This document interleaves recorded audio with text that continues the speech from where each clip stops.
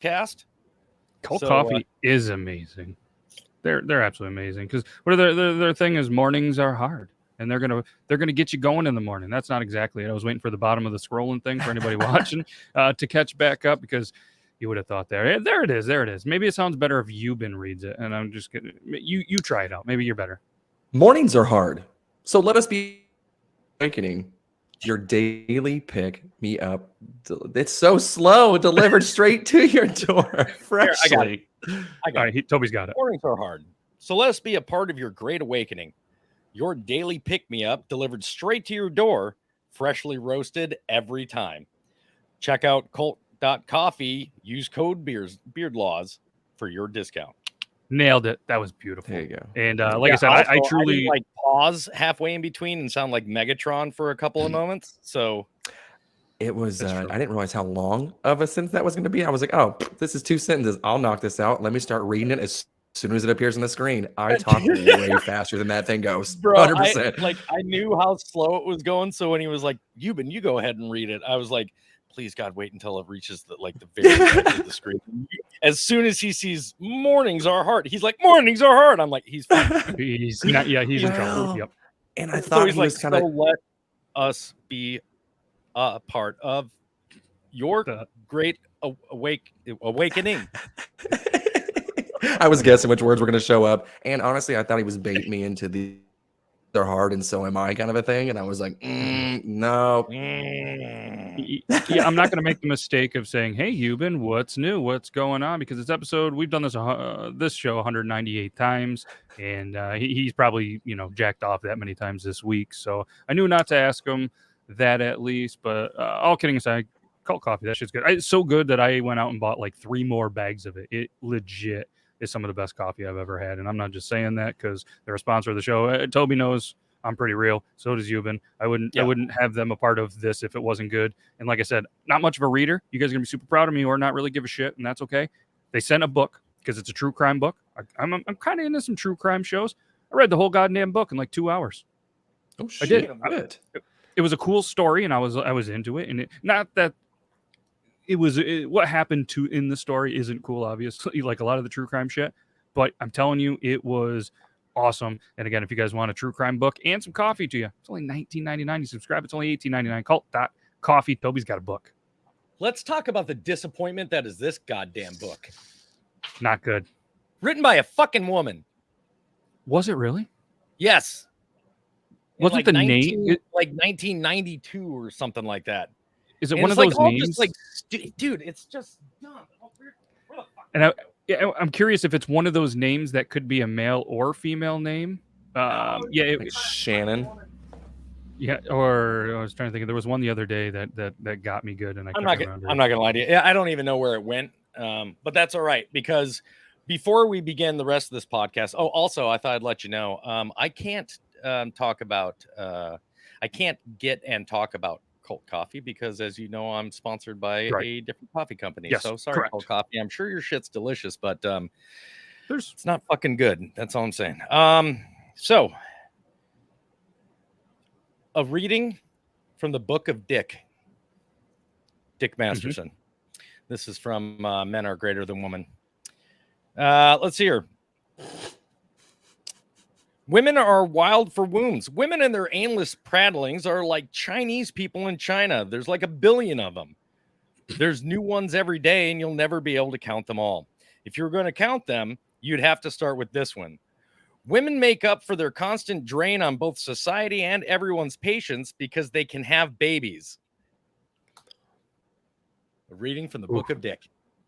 That's pretty good. There's another book, not to continually add books to your list or whatever, but if there's ever a time you get on potential, you're like me, thrift books, I try to get them as cheap as possible. The book The Subtle Art of Not Giving a Fuck by Mark Manson was something that I was reading. I got it on thrift books, yeah. Ooh. And it was by Mark Manson, and I didn't get through a lot of it on the plane. I probably got through the first 50-60 pages. And so far, it's really good. It's a much different book than I thought. It's not like a guy just saying, fuck this. He starts off, I'm going to give you life advice kind of stuff. But it some of the shit just makes perfect sense. And how he can take something about a panda and relate it to real life situations. That is something that I think a lot of the generations coming up should listen to. It's fucking good. So, funny story about that book, and I've been meaning to get it for a while. I knew that the current job that I'm in, as you know, was my old job. But before that, I worked for like the standard help desk. Yep. I knew that I was going to have a good time on that help desk day one, where I walked in to go talk to my supervisor one day, and her name is Betty, and she is fucking awesome. So Betty, if you're listening, love your face. She had that book on her desk, like face down, and the book open. So she had been reading it before I walked into her office, and I looked over and I was like, oh, we're going to get along great. And she's like, why do you say that? I said, because I too do not give a fuck, but in a way that makes you think that I do. Yeah. I mean, just the story that guy did in lifestyle and, you know, the mentality, it's really cool. And I think it's kind of like most books. You take a little bit from a lot of books. You're not going to remember the whole goddamn thing, but just a couple of things that I've already read. It's like, okay, that's pretty cool. I mean, this guy ended up, I think, selling all of his shit and moving to a different country and just, you know, pursued more or less. I think he ended up like suing his own mom over some shit. Just truly didn't give a fuck. Well, but here's another thing too. And I, you know, that very first part that you said about that, for those of you that find yourselves in like a never ending loop of a shitty situation, it seems like your life just seems like shit. If you're sitting there constantly going, I can never catch a break. Life is horrible for me. Are you still living around the area that you grew up in? Because if so, fucking move. That's most of your problem right there. Yep. Get out and away. You've never vacation doesn't count. You True. have to live in a completely different area and give yourself a life, you know, like a life rejump. Like you gotta kick yourself. Like, I know it's scary. I know it's difficult. I know it can be expensive to do a move, but goddamn, if nothing else in your life has been going good up to this point, get the fuck away. And I like that, a life re-jump. Get away from where you're at. Like, so many people insist on just staying in the shitty place that they're at. And so many people like stay around the area that they go, well, this is where my family, fuck your family. Your family is probably what's causing the majority of your problems. Like, move the fuck away and get away and live life on your own and become independent, and you'll be surprised at how much happier your life is. Yeah. Like, one of the main things, and even in that book, that's a great point, is just like stop trying to be so positive all the time. You know what I mean? Like, life sucks a lot, and it's going to suck. But if you don't know how to do that with all this, you know, instant satisfaction, everything always has to be the best, and you're always going to be happy every single moment. Like, he's just like driving in your head. Like, that's not reality. That's not real life. Like, life is going to suck. You're going to have heartbreaks. You're going to have failure, and that shit does happen. But if you really think every single moment of your life, and you teach your kids that every moment of your life is going to be happy, and then he did the whole story of Buddha and shit, which but he, well, that's the thing, man. Like, you know, it really comes down to like, we all know life sucks, right? Like, we all go through rough times. You know, maybe you're hurting for money on a consistent basis, or, you know, maybe at some point in time you had to go bankrupt, or fucking, you know, a loved one dies. I mean, that happens. I'm at 48 years old. I'm getting to the point where I'm going to have to start saying goodbye to a lot of fucking people that I used to know. Yep. The question, the thing is, life is shitty for everybody. Even Jeff Bezos has shitty fucking days. I promise you. The question is what kind of person are you on those shitty days? Because your good days don't define you. The way you handle your bad days do. That's what defines you, is how you handle yourself in a shitty situation or in a down situation. That's what defines you as a person. Not how you are when everything's hunky-dory and you're having a perfect day. Yeah. Right. Yep. Well, I just want to go ahead and point out, too, for our Alabama, Louisiana, and Mississippi viewers, when Toby says, fuck your family, please do not take it literally. That is enough harm. I absolutely do not mean that in the literal sense. Yep. And I know some states, they're like, my second cousin's legal. I don't know why it came out with the Southern accent, but in my brain, it's because more that's Southern where than. it's fucking legal. That's why. Yeah. We've First already cousins talked are about legal this. in a lot of Before, states. I mean, with when you talk about someone who's creepy and who may attempt to touch your butthole unwillingly, he's most likely going to have a Southern accent. Yeah. I mean, that's true. And speaking of Southern accents and buttholes, this is a weird segue, but in the Charlotte airport, and this can kind of tie in what we were talking about, this and that. There was a guy, his entire job was after you took a shit, he went in with a squeegee and spray, instantly cleans the toilet, and then after you wash your hands, instantly cleans the sink. And that was one of the happiest dudes I've ever talked. Like, he was talking, I came out, just took a big old dump traveling, ate a bunch of tacos the day before, and he went right in, and he's like, to the next guy, all clean. And then he was sitting there, I'm washing my hands. He's like, how's it going, man? And I was like, I'm pretty good. How's it going with you? He's like, oh, another day just to be blessed. He's like, man, I love what I do. A lot of people, they look at me, and he's just going into this thing like, why, how could you do this? Kind of looking like Toby's face, like, what? And he was just like, it's so satisfying to know that each person gets a clean toilet, knowing that they can go in there in a clean toilet every time. We don't even have to use those seat covers, he says. Those are annoying, right? Bro, you met Deuce Bigelow's dad. Guaranteed. This guy was nice as could be, and those toilets were probably the cleanest toilet I've ever taken a dump on. I didn't love the warm seat action. You know what I mean? You sit down and the seat is still hot from the last guy, but See, I mean, that's I'm a fan really of the only a warmer nice seat. thing. Yeah, that's only a nice thing really in the middle of the night, like when you have to get up to go to the bathroom or something. Yeah, Here's a question. Yeah. I don't know about you guys. When I got to get up in the middle of the night to take a piss, right? Because I'm 48 years old. That shit fucking happens quite often now. Yep. Also, because I make the mistake of either having one last beer right before I go to bed, or I drink a bunch of water right before I go to bed because I'm stupid. When you got to go to the bathroom in the middle of the night, like take a piss, sit or stand? I stand. Always stand. Always stand. I sit. The question shouldn't be to sit or to stand. It's, are you still going to use the toilet? Because I live out in the middle of nowhere and I am pissing outside 90% of the time. I love it. My bathroom is closer than my fucking outside. Yeah, but there's no wind in there. There's no what? Wind. The natural beauty, you got there to see the sun come up. Wind. Bro, okay, let me explain something to you about how North Carolina works, all right? I don't know how shit is in Utah or wherever the fuck you live. It's Missouri, okay? I'm sorry, but we weren't the first flight. We were the first meth, okay? Yeah. So the way North Carolina works is during the summer, wind stops. You don't get wind unless there's an incoming hurricane or major storm. Middle of the day at the hottest time, there is zero wind. Nothing. Like, you can look up in the trees all you want. There's not a leaf shaking. Like, can we? And it's like that for like 4 straight months. The hotter it gets in North Carolina, the less wind there is.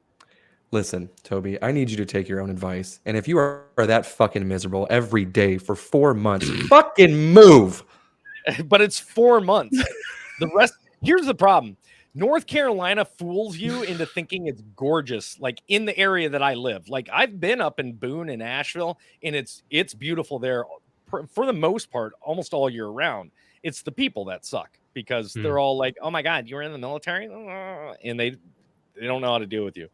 And then you got the beach, which I don't want to be anywhere near the beach. Fucking keep the ocean the fuck away from me. Yuban found out how shitty Myrtle Beach is, which again, go to Carolina Beach next time, brother. I know.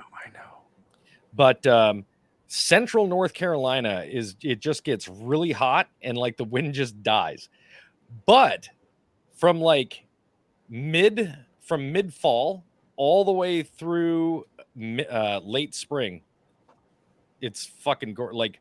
So you're talking like mid-September, like mid to late September, all the way through around May is gorgeous. I mean, gorgeous here.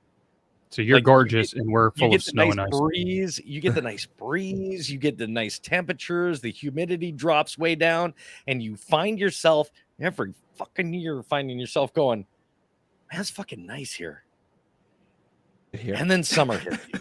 It's like we import summer from Florida.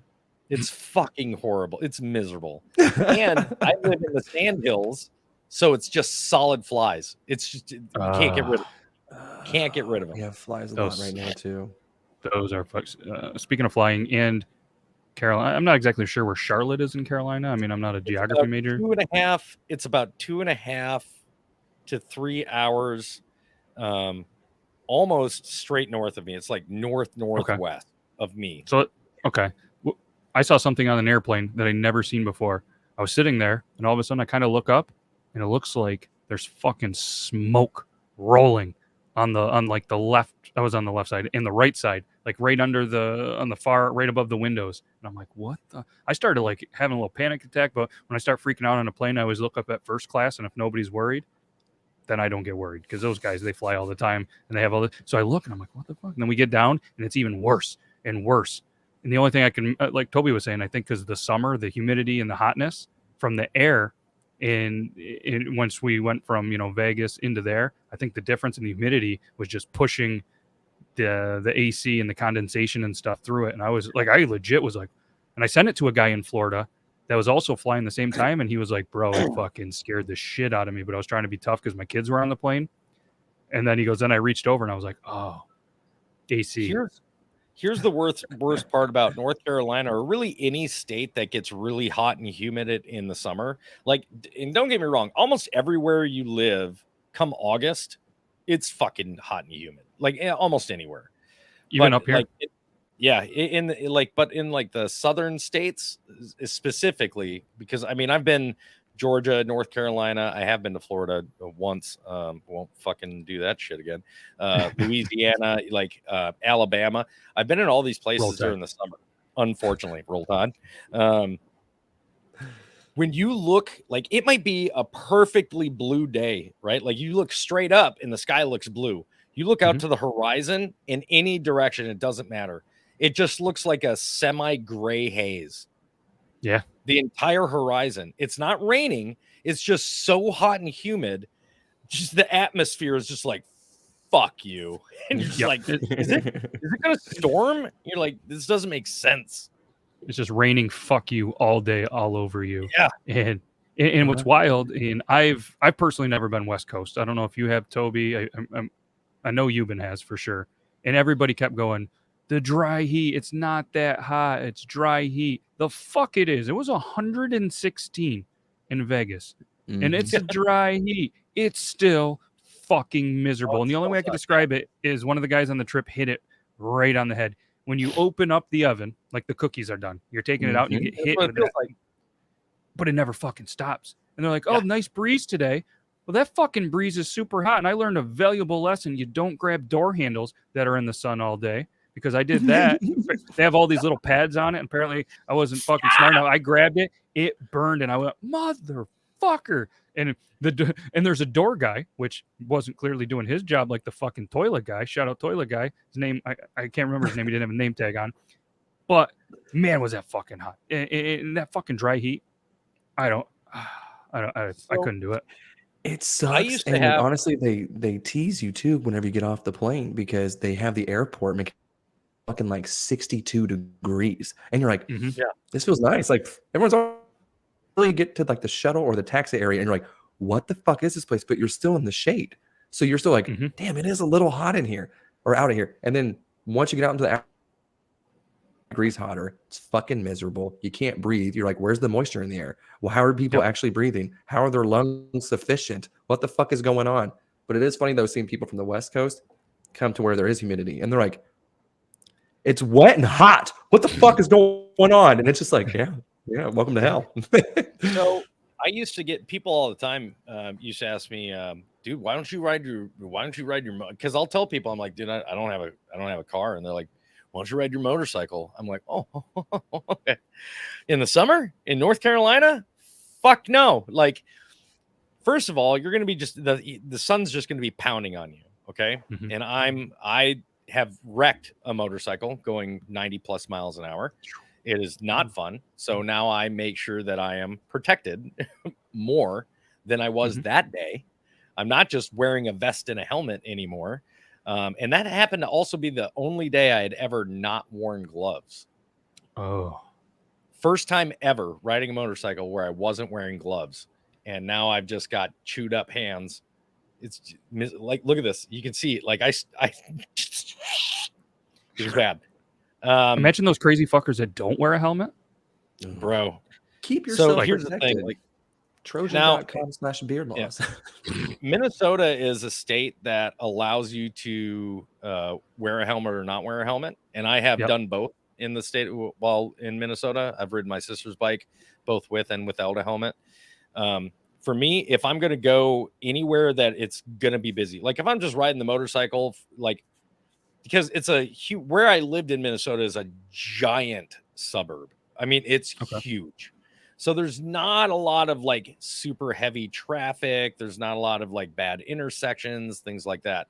So most of the time I'd be riding around without a helmet on if I was like riding around the neighborhood or, going here or there. But the moment I knew that I was not going to be pretty much in that large, gigantic suburb anymore, which I mean, you can take a 15-minute ride on the motorcycle and still be in this giant suburb area. Mm-hmm. But if I knew that I was going to be going out of there at any point in time, you're damn right I had a fucking helmet. You can take your life in your own hands if you want by not wearing a helmet. People make the thing saying that, if you got a helmet with the way the chin straps are and blah, blah, blah, it'll snap your head. I'm like, okay, listen, I was wearing a 3/4 helmet. My motorcycle cartwheeled 6 times. I was on it for 3 or 4 of those times. There is a scrape going from on that helmet from here all the way to the back. And it starts here and then it gets like this wide and then it goes, dips back down, which means my head rolled and dragged across.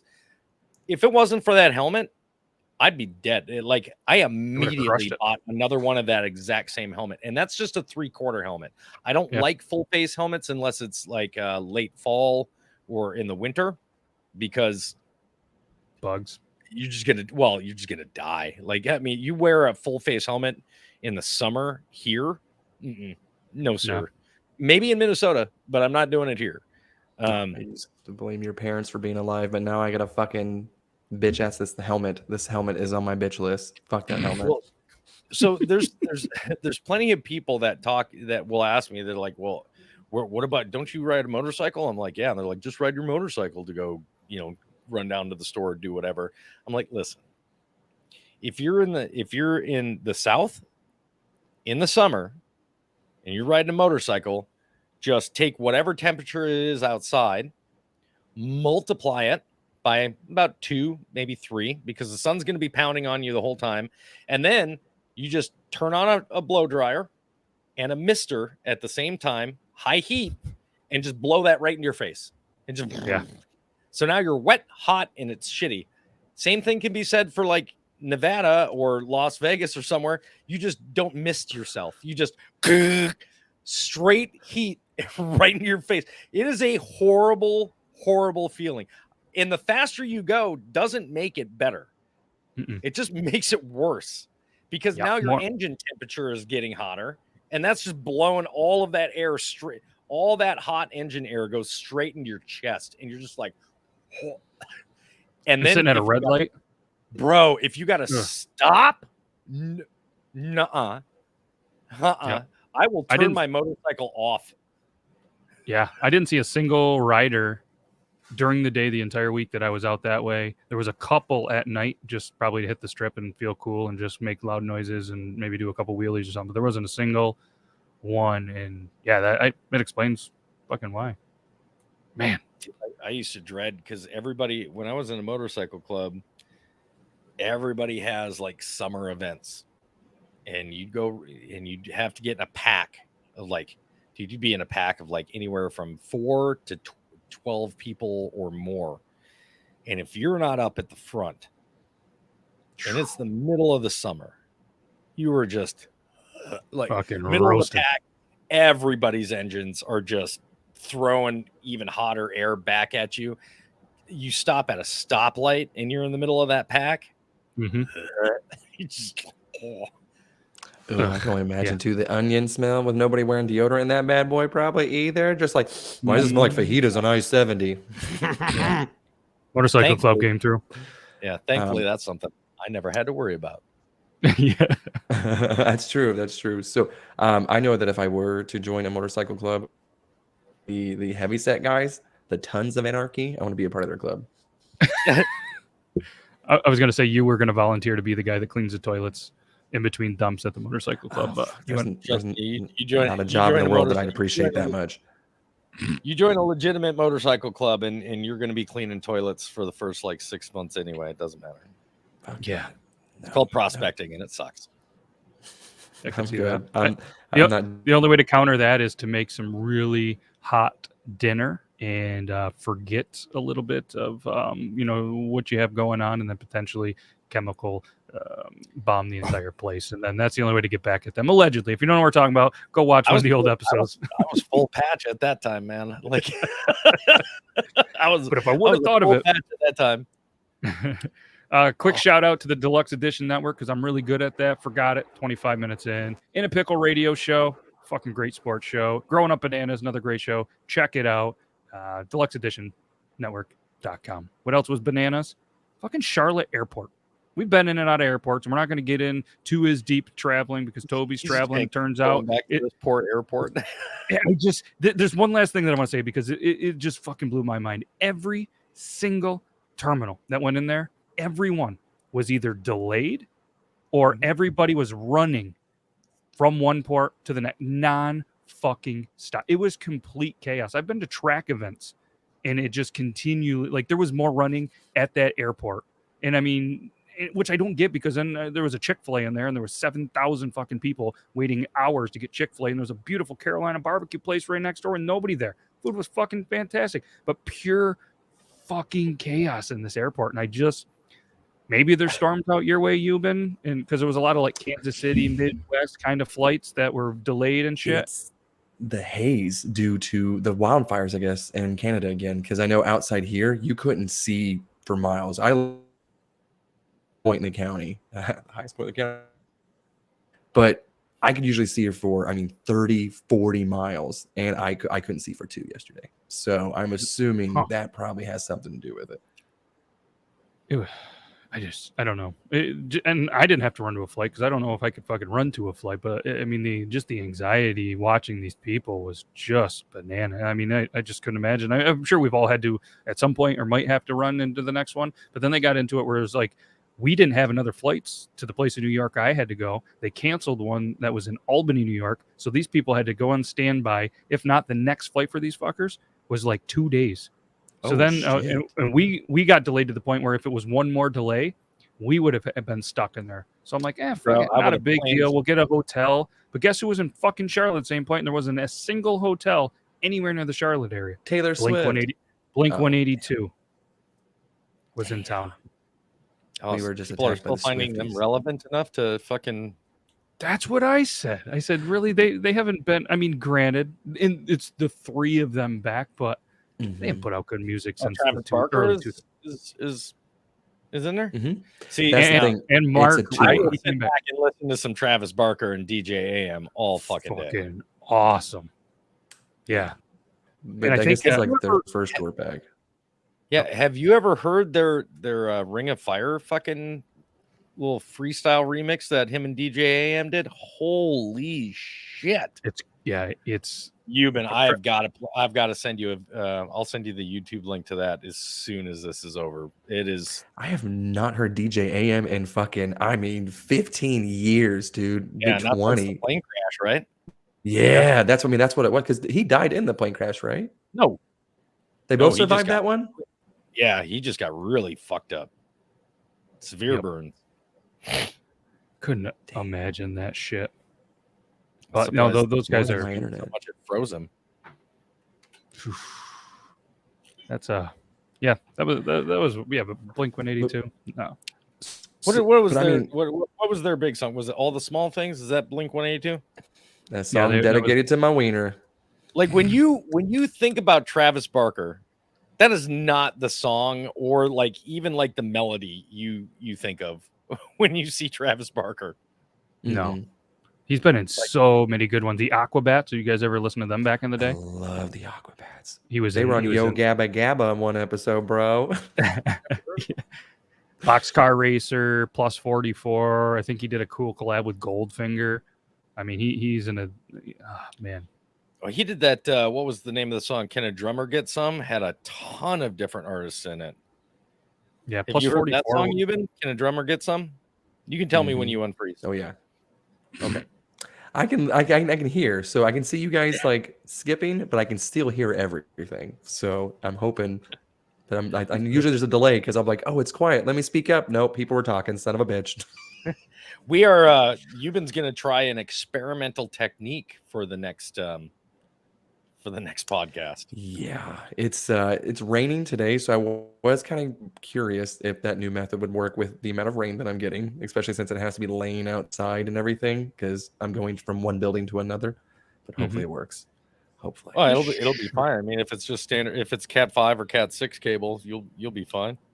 Okay. Yep. Okay. And if you need a longer one, let me know. I got one at one of the local bin stores for like $1, and it's definitely a couple 100 feet.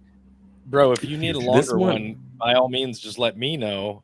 I have 10,000 feet of Cat 5 cable out in my Oh, garage. shit. I used to be a Okay, technician, man. That's what I I was did. gonna I say, I used to knew. have to run cabling. So we're gonna run definitely need internet from Richie's house to Toby's. Actually, he has that much. There you go. Yeah, I'll just run it straight from Richie's to my place. How'd you get a fiber? Well, it took a couple months, but we ran our own internet.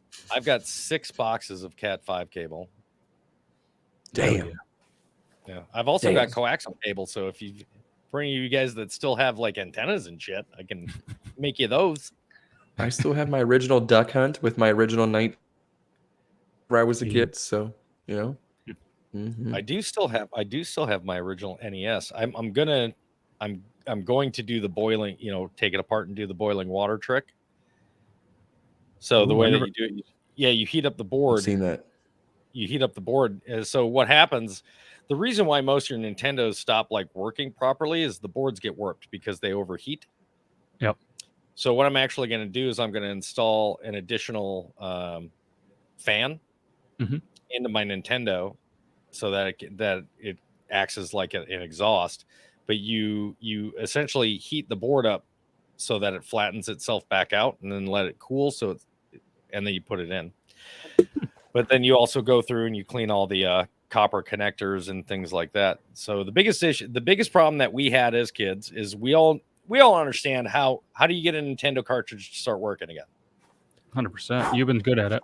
Yep, and that is the worst thing that we could have done. So at any I've point been in told. Why was that a thing? Why did we instinctively think that was? We figured that it dust. was dust, right? And it wasn't dust. The problem is that it's oxidizing the copper connectors inside the cartridge. So water. by us blowing on it, we're actually adding humidity onto the copper connectors, and we're making it worse, which is why eventually games you couldn't blow on them and make them work. But if you would have just taken a Q-tip with some rubbing alcohol and ran it across the copper connectors when it didn't work, it'd bring it right back.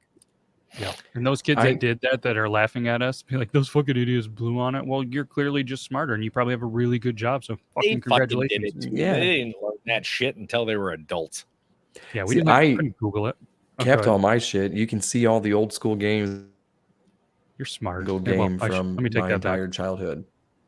That's smart. See, my dad, is the good guy. So there was always families, as we would eventually get a newer console, he would give the old consoles, not knowing that we wanted to collect them. We'd come home and be like, hey, where'd that go? And he's like, oh, this person, they haven't had a console ever, so I gave it to them.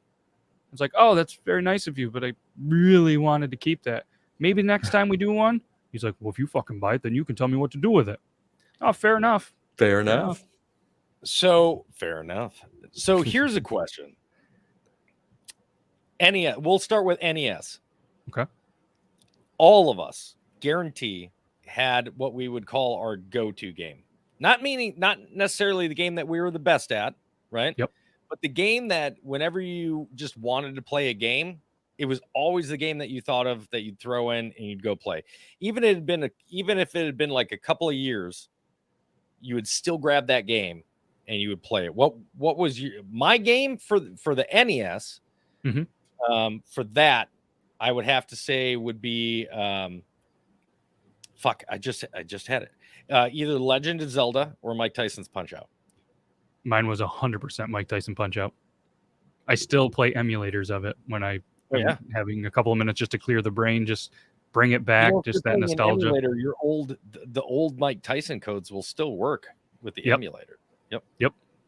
Oh, sick. What was yours, Yuban? Punch-Out. So I love Punch-Out. I mean, I do like the Super Nintendo, if we're being honest. I don't know what it was.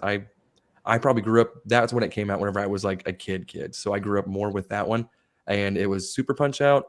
Obviously, you know, I'm a big fan of Mario 3 for all those systems. But I would say, number one, Turtles in Time, bro. Ninja Turtles. Oh, God, yeah. That game. That game seemed so far ahead of its time. And it was so as long. Far as like plus the animations were so smooth for just an NES. I'm like throwing foot ninjas into the screen, bro. Yeah.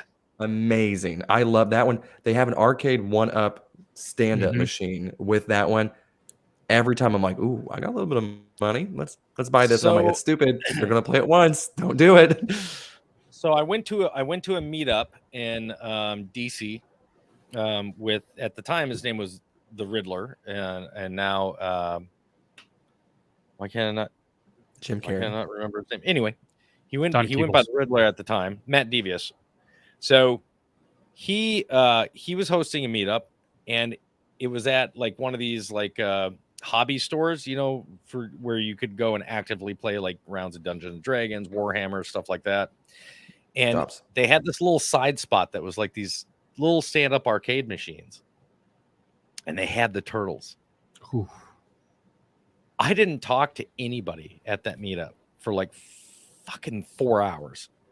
I just like little kids were like, "Can I get a shot?" I'm like, "Yeah." Put your quarters up, bitch. And I'm just like, "No, that's the thing. You could just and just add." Yeah, bro. I was just there, and you forget how hard some of these fucking games are until you go back. And you got to start over on a lot of them, which I think we've talked about before, but I have no problems getting into it. How fucking frustrating it is when you put in an hour and a half, 2 hours, and there's no save point. You got to start all over again. Yeah, that's what I loved about Nintendo. That's what I loved about Punch-Out, because on Punch-Out they'd give you a code. Yep.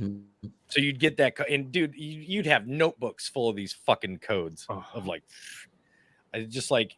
That's when they started. That's like, what was it? PlayStation started coming out with the PlayStation save cards first. They were the first ones that had the memory cards. Memory cards. Yep. They were like 200. They were like 256 megabytes. If that, I mean, you'd have like 40 different games stored on them. So what's your Super Nintendo game then?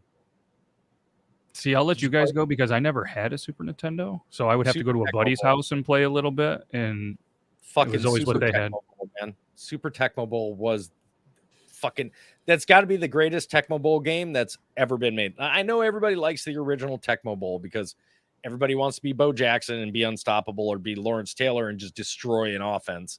But Super Tecmo Bowl was the first one where you could trade guys. You had like a whole roster full of dudes. Like they were only like this big on the screen, but man, you would run, you finally had more than just 4 plays to pick from. Like, yeah, I remember that. And my buddy had a lot of the Ken Griffey Jr. baseball. I think was the one. I think it was on Super Nintendo. I have those. It's the one where Seattle Mariners logo has the bat, the ball's on fire right in front of it. Still got that bad boy as well. Hell yeah. The World Series baseball winning run really got me into baseball. World Series baseball is what, when Chipper Jones was playing and shit like that.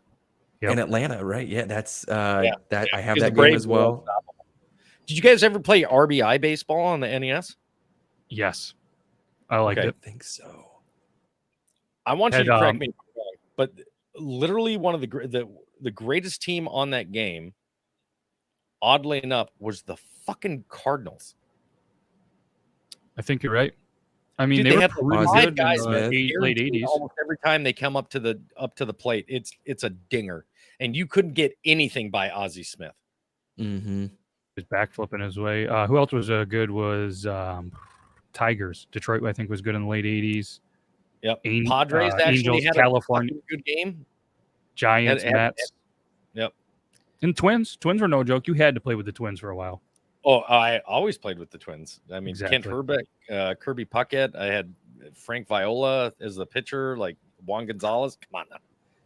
Yeah, I didn't. I was still rocking the Pirates. They were fucking terrible.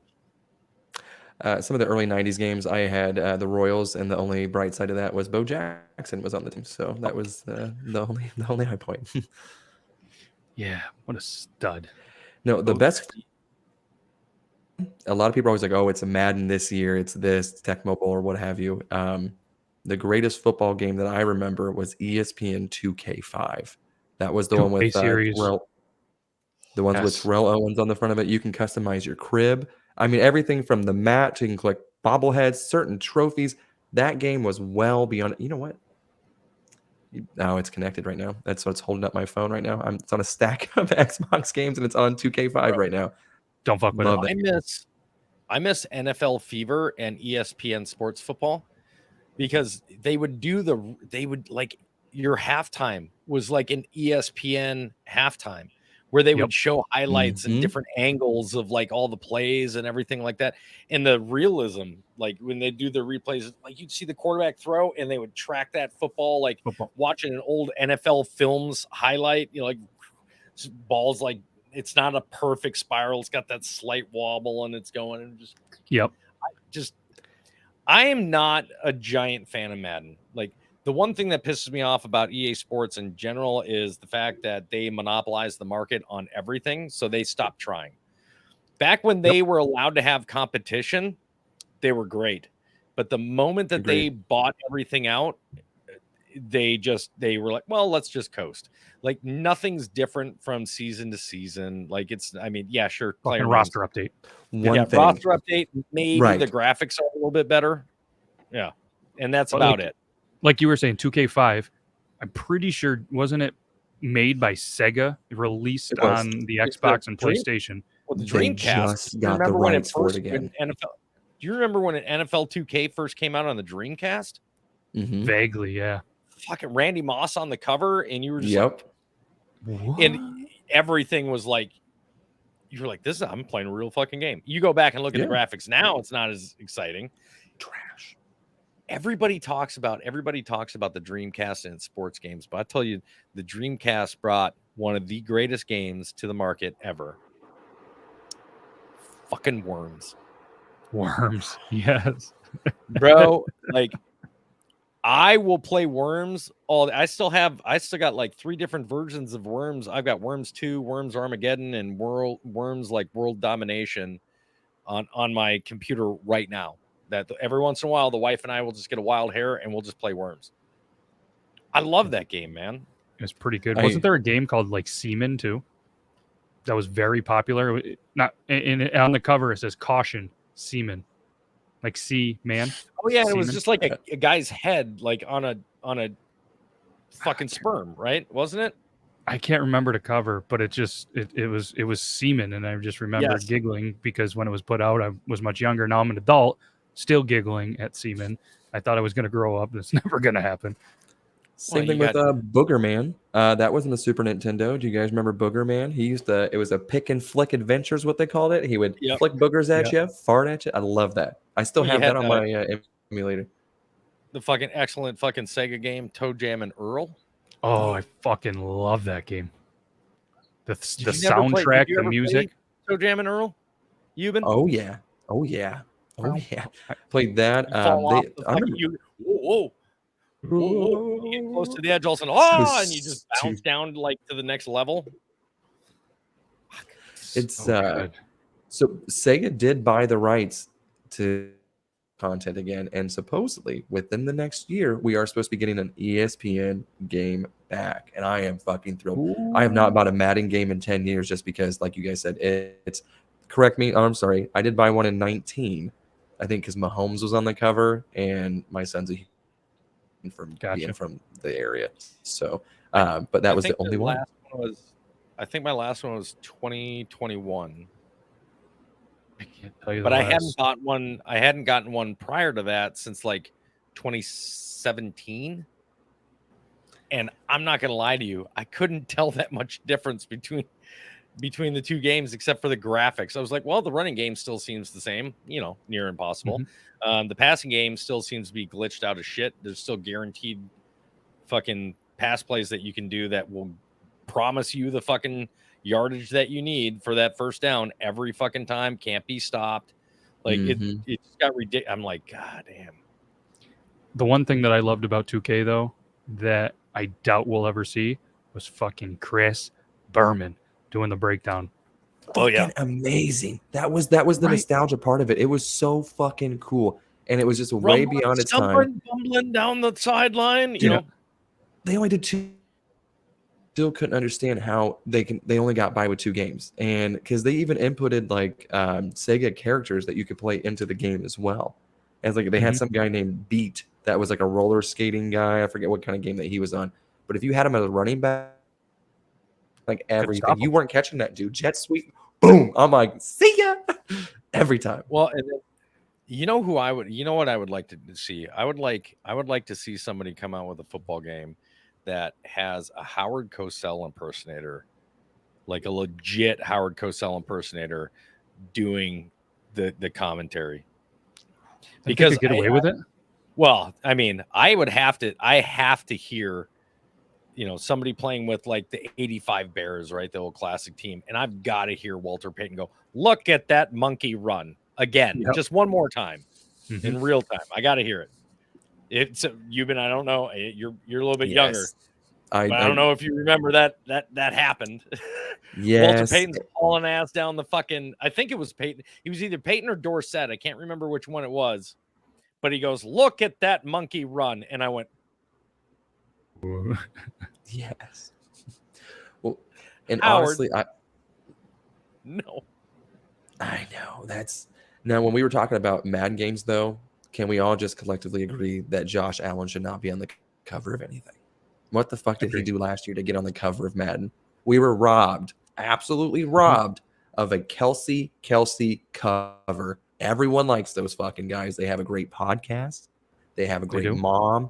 Why would they not put those two on there? They both made it to the Super Bowl. Is beyond me. But they went with a guy that they statistically say, hey, he's really good. Trash. That's the last I'll say about sports. Fuck Josh Allen. Maybe it's going to be the curse. Was the Madden curse still real? Yeah, I was going to say not to wish ill on somebody, but what a great time for the Madden curse to come back then. Like, didn't Mahomes break it? I think it was Mahomes and Brady, right? In 22, was injured for fucking how long? I think so. Like he was injured in and out all season. But he made it. But that's the thing is, though, it wasn't season ending. It wasn't anything like that. He still made it to the AFC Championship all 5 years. So I think he's the only one. Because at what point do you say, oh, it's the Madden curse? Oh, you didn't win the Super Bowl every single year? That can't be the curse. You know what I mean? So he made it to the AFC Championship. No, did he get injured one game? Yes. The curse is that the individual is riddled with injuries. That's essentially whether a season ending or like loss of games injuries. And Mahomes did miss out a few games. Yep. Right. But he played every single game that mattered. Even the playoff game, they won when he got injured. So you think it's going to be the curse. Yeah, where they took the curse is only if you lose. Yes. Yeah. So let's bring this back. So Madden 23, according to the FTW.USA Today, was obviously John Madden as a thank you to him and everything. Obviously, Madden franchise, Madden. We're going to let those go. Then it was Brady and Mahomes, 2022. Lamar Jackson in 21. That could be a Madden curse still. He's been there. But even worse, then it was Mahomes before that. But the worst one potentially of all, Antonio Brown was on the cover in 2019. That hasn't gone well. Then, of course, a Brady. So there's been one another. So it was like pretty much Brady Mahomes, and then the split cover there. Then you had a Gronk, the Gronk spike. Then you had Breeze was up there. Odell Beckham Jr. You had Richard Sherman. You had that was the worst. God, then you had Adrian Peterson. Yeah, I don't want to get too much into sports Yeah. talk because I know that our people that watch the podcast do not like sports. I see you, Kush Kelly. But Yeah. so moving on then, away from the sports before we get too involved in it. I'm gonna go.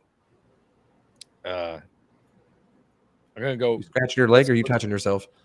Yes. No, I was scratching. So just to quickly just stay on the topic of video game consoles overall. In your opinion, we'll start from the Intellivision all the way through this current gen PS5. What do you feel is the best console overall, and or your favorite? And the reason, and this is what I want you to use to judge this: not just graphics, not just processing power, game selection, the amount of fun that you have with them, game type. You know what I mean? Like replayability, like how often are you going to keep going back to that? And not just your online games like Call of Duty because you're playing online with somebody or some shit like that, but like had real genuine good selection of games. What would you, if somebody gave you an option to just have one out of all the ones that are available, and we'll even take online play away from it. Okay. So you have no online play availability, and they give you any of these consoles throughout the generations. What's the one you're going to go to? I think I'm going to go. I'll jump in here. I think I'm going to go Nintendo Switch. There's a good selection, the portability option, being able to hook to the big screen, multiplayer. You know what I mean? Like the whole family can sit down and play a Switch game. I don't know. That's the one favorite. If we had to go favorite, I still fucking love the NES. I've played that the more of my life. Still continue to play emulators. If I had an NES, I have one of those cheap ones that you know the little ones with a bunch of games. Bought one of those kind of for. So I guess I'm a Nintendo nerd. So I'm gonna go Switch and NES. Okay. I would say, I'm a big Super Nintendo fan, but I would say even as the one that I played with probably more as a kid that I had the most fun with, didn't require a lot of graphics or anything like that, was probably the N64, if we're being honest.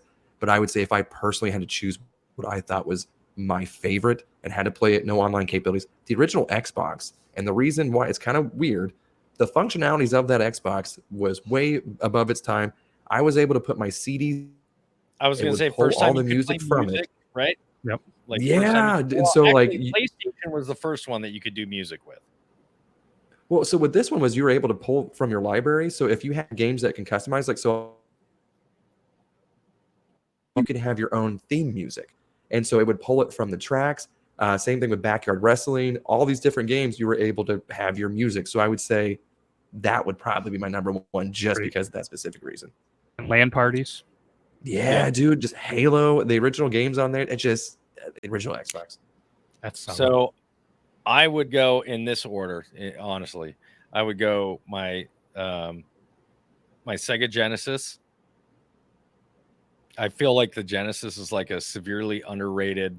Like, dude, I could play Earthworm Jim for fucking days. Yeah. But you know, that was the first real deal boxing. You know, you had like Toe Jam and Earl. Like, there's just Michael Jackson's Moonwalker. Like, you had all these different games.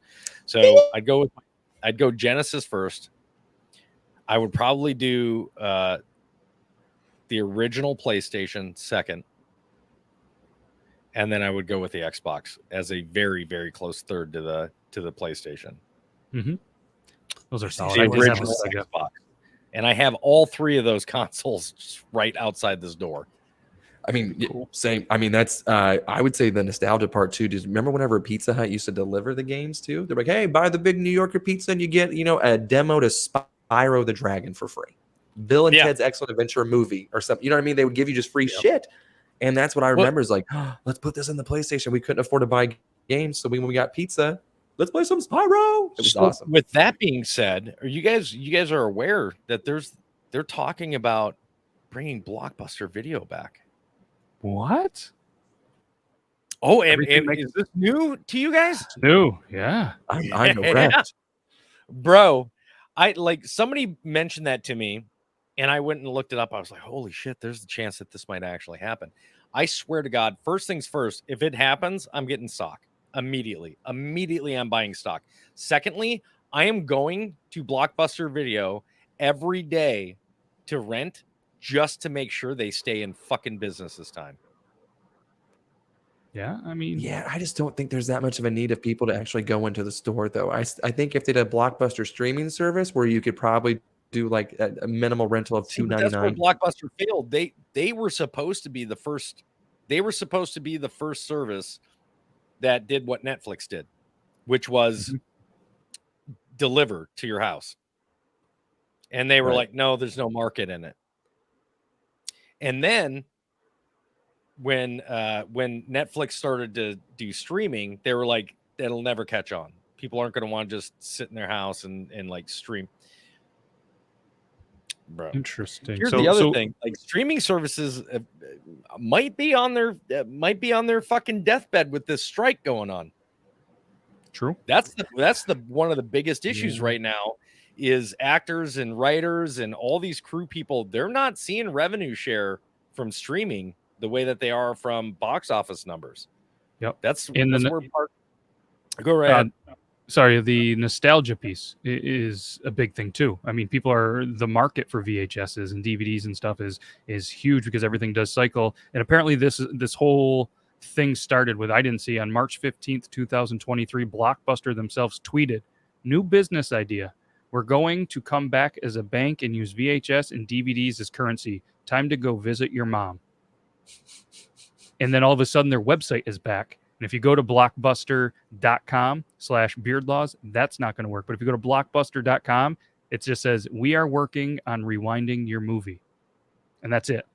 One page, just the iconic Blockbuster logo. And that's what it says in this article that I just read real quick. The Desert It, DESERET. Desert It, that's it. .com. They say that they think because of the market, here's something consider right now, we're in something of a 90s revival. American Girl Store started selling new historical dolls from the 90s. 90s fashion trend is back. So Blockbuster, they allegedly think, are going to try to make a play off of this 90s revival and do something with the nostalgia. Listen, there's a reason the last Blockbuster still exists in what I believe it's Portland, Oregon.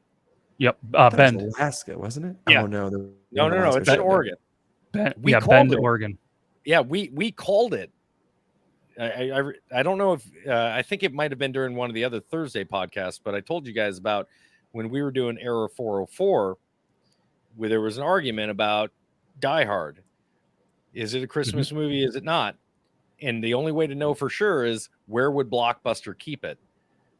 And one of the people that we were podcasting with goes, well, I've got the phone number to the last Blockbuster that's still open.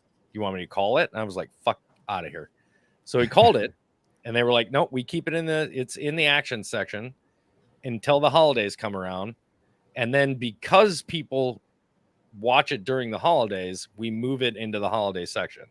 And then as soon as Christmas time is over, we move it back into the action section. And I said that alone designates it as an action movie because it's not in the holiday section all year long. 100%. Now I know my daughter is really big on the whole 90s thing now too. She's like, it's so vintage. I'm like, shut your fucking mouth. Like, what? And we went to Walmart and she was like looking for a Guns N' Roses Appetite for Destruction vinyl is what she wanted because she has a record player. And then she finds it on CD and it's $5 for a CD. I was like, damn, that's cheap now. It's shit. What just stabs you in the heart too, though, doesn't it? You're like, my childhood is $5 to you, you motherfuckers. But like, I'm super proud. I'm like, oh, at least she's getting Guns N' Roses. Like, there's a little bit of silver lining to all this devastating news about being vintage and everything else. And so she grabs the CD and she's like, hey, do you think they still sell like the things where you can like play this portably? And I'm like a Walkman? Like it's like a portable CD player? And she's like, yeah, where are those at around here? And I was like, get the fuck out. I haven't seen one of those in 10 years at least. Never And I been was so like, proud of your fucking daughter in your life. I know. Like, So God, I she love did you. find it. She had a boom box and that she picked out. She's like, I'll just get this. And it was like $40. I'm like, you have an Xbox.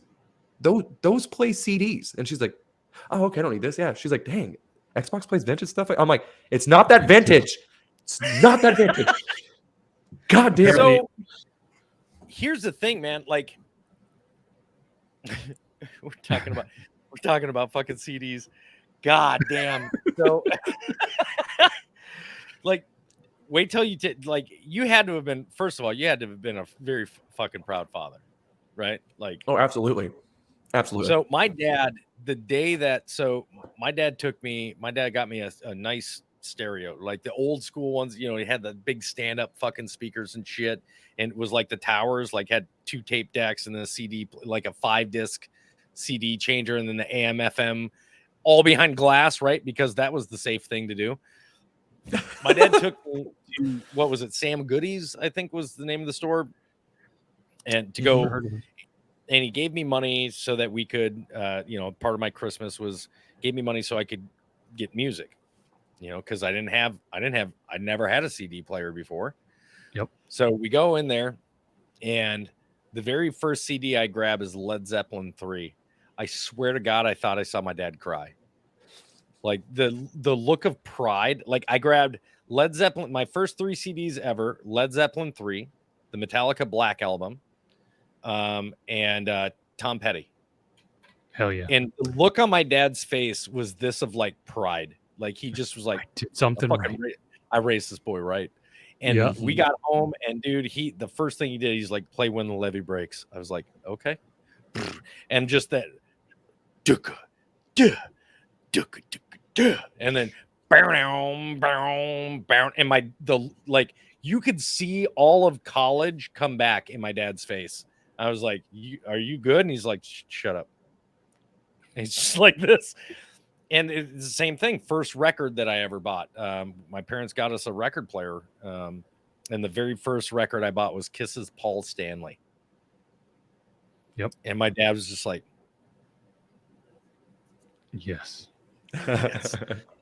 I just saw an article the other day, like from NPR or something like that. And it said sometime, I'm going to say March, April, something like that, that vinyl outsold CDs for the first time since like 1987 or something like that. They sold like 41 million vinyls, and 33 or 30 something like that million CDs were sold that year. And the trend is just for vinyl. It's listen, and I know people say this shit all the time, but it is 100% fucking true. It is a richer sound coming off of that vinyl record than you will ever get with a digitally remastered fucking anything. I love it. I mean, I have your fucking CDs, they're not going to sound as good as it comes off of that record on vinyl. Yep. One of the last, because I know that we're running out of time here, one of the last things I'm going to say is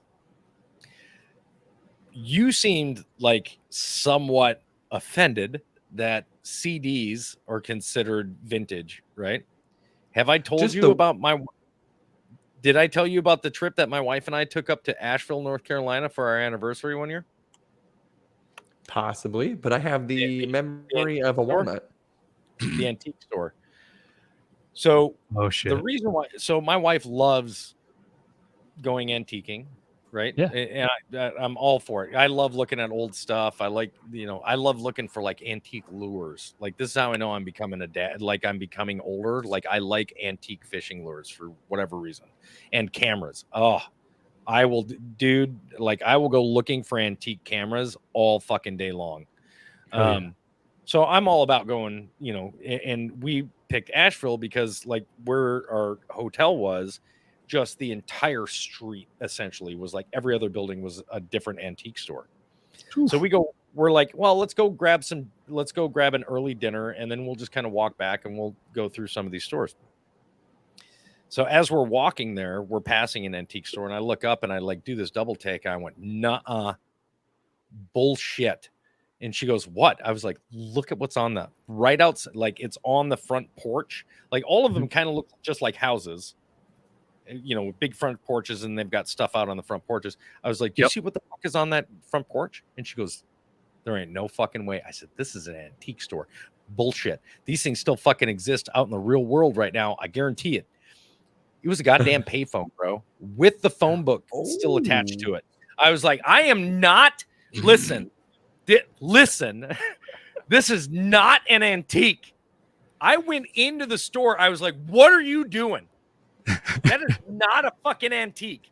That I am at the time. I think I was like 32 years old. I'm like, I'm 32. Do you understand what I'm saying? I'm 32. That is not a fucking antique. And the lady behind the fucking counter was just in tears, rolling. She goes, the number of people that come in to yell at me about that thing. She goes, that's the reason why I keep it out there. Brilliant. I was like, and I told her, I said, listen, I see that you have a price tag of $250 on that. If you want to drop to 110, I'll take it off your hands right now. Yep. And she was like, I can't drop it for that much. I was like, 150, and I'll walk away with it right now. I'm like, I don't know how long you've had it, but by the time you actually sell it for 250, it really will be an antique, but I want it. And my wife, she's brought in so many people because of it and has made way more than that. Yeah, my wife was just like, you're not buying a payphone. I'm buying this goddamn payphone. I was like, 175. And my wife's like, stop. That's awesome. Our bowling alley in our hometown still has 2 pay phones with the booths. Next time I go there, I'll show you a picture. It's fucking... That is insane. Well, so I was trying to explain... I don't know if you guys have ever tried it. Real quick, and then I'll let Yuban say what he's got to say. God damn it, just Kanye West to fucking Yuban there for a second. So I went fishing last year with one of my buddies last fall. Went fishing with him to Jordan Lake here in North Carolina. And as we were coming back out, as we were going in, I saw a payphone. There's like a shack, I don't know, that will check to see if you've got like a pass or something like that to fish on the lake. But there wasn't anybody there because it's there for it's annual for during summertime. So as we went right past the shack was a payphone. I was like, the fuck? And you see the blue sides and it's got the phone symbol. I was like, fuck out of here. Is there a payphone in there? And as we drove by, I'm like, looking, there's a payphone in there. I was like, on our way out, we're stopping at that damn thing. I want to know if it's active. So we stopped. As we were leaving, we stopped. I picked it up, and there's dial tone. I was like, get the fuck out of here. Ooh. So I don't have any cash on me, right? So what do you think I tried, Yuban? Collect. 1-800-COLLECT.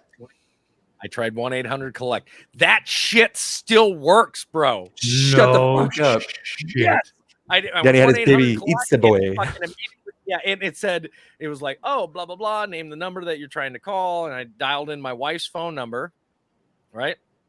I dialed in my wife's phone number, and it was like, please state your name. I was like, baby, we found a payphone. This is awesome. It was like, all right. Do you want to send a message? Do you want to send, blah, blah. Do you still want to call from, baby, I found a payphone. This is awesome. I was like, yes. Sends it off. Wife didn't pick up. Tried it again. Wife still didn't pick up. Fucking got home, and she checked, and I was like, baby, I tried calling you. She's like, I don't got your number in my phone. I was like, bring up your phone. Sure shit, man. That shit, she just, like most people do, she didn't answer because she didn't recognize the number. Yeah. But it Holy shit. 1-800-COLLECT is still in service. There's got to be a whole thing on social media where people go to payphones and try to find payphones and do collect. Bro, that's a new thing.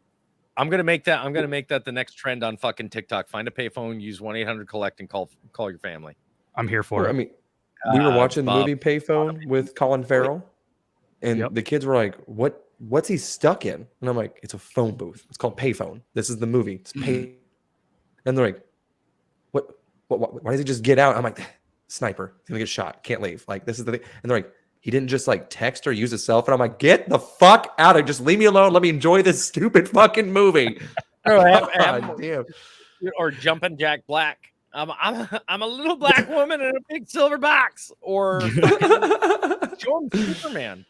Show him the original Superman where he goes into a phone booth and comes back out as Superman. They're like, why? What was that? Is that a changing room? I'll fucking kill you, kid. Or the goddamn Anchorman, where Ron Burgundy's like, I'm in a silver box of emotion. Yeah. It's a glass case of emotion. That's what, I'm in a glass case of emotion. We used to quote that religiously. That'd be a fun one too. Just take a whole bunch of clips of stuff like that in phone booths, post it on there, and then you reacting just to see what all these new people are like. What is he in? Why does this make sense? No shit. They'd probably see Futurama and they're like, is that one of those suicide booth things that they were talking about? Is that what that thing is? It's possible. It's possible. All right. This has brought us back. This has been fun. I appreciate you guys. We could go all day. We could go all day doing this, but we won't make you guys do that. We were fucking recording. So did I. When you said, "Holy shit!" One more thing. Then it was the first time I looked at the clock and it was like, "Okay, well, that was quick." That's unreal. So, all right. Well, we're gonna do this again. We'll put it out next week. If you guys want to see us live, check us out on Triple T Tuesday, TikTok Tuesday. It's still TikTok Tuesday because we can still post them there, I think. And it's about the only place we can right now. But we're going to be back. And Toby, Yuban, appreciate you guys. And that's all I got. I'm not even put you on the big screen, but see you next time or see you Tuesday. Okay. I'm going to press.